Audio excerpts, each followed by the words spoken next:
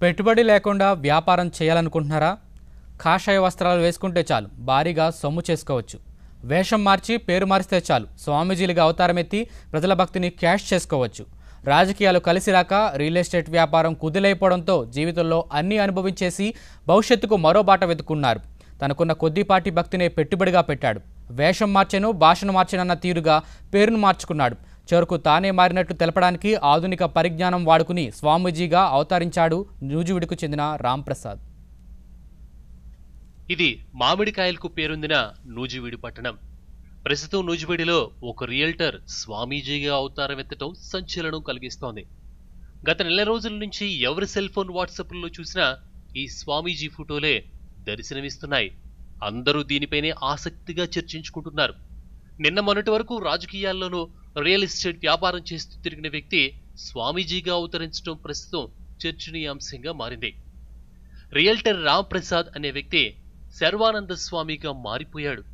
అసలు ఎందుకు ఈ వ్యక్తి స్వామీజీగా మారాడా అనే స్టూడియో ఎన్ ఆరా తీయగా ఆసక్తికరమైన విషయాలు వెలుగు చూశాయి. ఇతని స్వగ్రామం హనుమాన్ జంక్షన్ దగ్గరి బాపులపాడు. ఇతను 2009 ఎన్నికల్లో ఇండిపెండెంట్ అభ్యర్థిగా కూడా పోటీ చేశాడు. అనంతరం నూజివీడు వచ్చి స్థిరపడ్డాడు. ప్రజల బలహీనతను ఆసరాగా చేసుకుని తానే స్వామీజీగా ప్రచారం చేసుకుంటూ వచ్చాడు.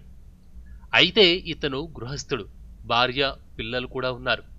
సంసార బంధంలో ఉండి స్వామీజీ ఎలా అవుతారు అన్నది మాత్రం అంతు చిక్కని ప్రశ్నలాగా ఉంది. కేవలం రియల్ వ్యాపారం పడిపోవడంతోనే ఆదాయ మార్గాన్ని ఎంచుకునేందుకు స్వామీజీ అవతారం ఎత్తాడని విమర్శలు ఉన్నాయి. కానీ తాను మాత్రం చిన్నప్పటి నుంచి అయ్యప్ప మాల వేసుకుంటానని పళని వెళ్లేవాడినని, అక్కడ సుబ్రహ్మణ్య స్వామి కలలో కనిపించి నీ పేరు శర్వానంద స్వామిగా మార్చుకోమని స్వప్నదర్శనం ఇచ్చినట్లు చిల్లక పలుకులు పలుకుతున్నాడు.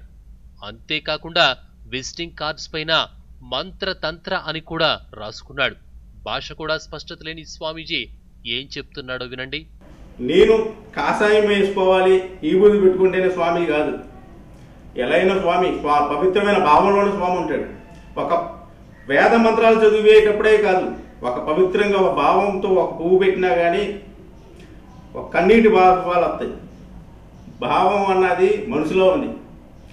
నేను ప్రపంచాన్ని దైవంగా లెక్కేసుకుంటున్నప్పుడు అంతకుముందు ఒక రూట్లో వెళ్ళా, ఇప్పుడు పూర్తిగా దేవ మార్గంలో ఉంటున్నాను. డబ్బులు సంపాదించుకోవాలంటే చాలా బిజినెస్లు పెట్టవచ్చు, వేరే చేయొచ్చు. దీంట్లో డబ్బులు సంపాదించుకుంటకపోతే నా సొంత స్థలంలో నా సొంత డబ్బులతో అమ్మవారి ఆలయం అన్నది నేను నిర్ణయించుకోవడం ఏంటి, అమ్మవారి ఆజ్ఞది. నేను మనీ గురించి ఆశించే లేకుండా వేరేలో వెళ్ళేవాడిని. మనీ గురించి ఇప్పటిదాకా నేను ఆశించలేదు. ఇప్పుడు సుబ్రహ్మణ్య స్వామి దయ్య, ఆయన పేరు పెట్టుకోమన్నాడు, ఆ పేరు పెట్టుకున్నాను. ఇప్పుడు రాంప్రసాద్ అన్నది పాపులర్ అవ్వలేదు అంటున్నారు. శర్వానంద స్వామి అది, ఆ స్వామి నాకు స్వప్నంలో కనిపించి శర్వానంద స్వామి అని చెప్పి పెట్టుకోమన్నారు తప్ప నా అంతా నేను నిర్ణయించుకుందేం కాదు. అప్పటి నుంచి నాకు బాగుంది, పబ్లిక్లోకి నాకు అంత మంచిగా జరుగుతుంది. నా రూట్లన్నీ మారిపోయినాయి, అన్ని అలవాట్లు పక్కకు వచ్చి శర్వానంద స్వామిగా సెటిల్ అయ్యాం. హిందూ ధర్మాన్ని కాపాడేందుకు శర్వానంద స్వామిగా అవతరించారని, త్వరలో అమ్మవారి ఆలయాన్ని నూజివీడులో స్థాపించడం తన జీవితాశయమని కూడా శర్వానంద అంటున్నాడు. కానీ ఇతని స్వామీజీ కావటానికి తెలియని కోణం మాత్రం ఒకటుందని అతని సన్నిహితులు అంటున్నారు. ఏది ఏమైనా ఈ శర్వానంద స్వామిని ప్రజలు ఎలా అర్థం చేసుకుంటారో వేచి చూడాల్సిందే. పకడ్బందీ వ్యూహంతోనే తనకు ఎటువంటి అర్హత లేనప్పటికీ ప్రస్తుతం ఉన్న సోషల్ మీడియాని ఒక అవకాశ అస్త్రంగా, అలాగే ఆదాయ అస్త్రంగా మార్చుకుంటున్నాడనే విమర్శలు మాత్రం బాహాటంగానే వినిపిస్తున్నాయి.